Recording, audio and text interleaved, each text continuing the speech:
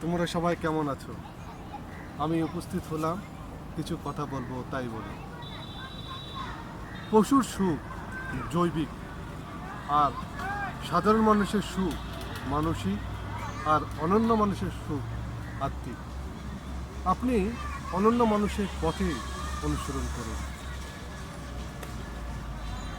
চিন্তা বাস্তবতার জন্ম দেয়। আপনি সবসময় মহৎ চিন্তা করুন, আপনার জীবন হবে মহান। আপনি সঠিক সময়ে সঠিক স্থানে সঠিক শব্দ প্রয়োগ করুন। আপনি আপনার ভবিষ্যৎ নির্মাণ করুন। নিয়তকে নিয়ন্ত্রণ করুন। নিজের জীবন নিজে পরিচালিত করুন। আপনি সুখী হবেন।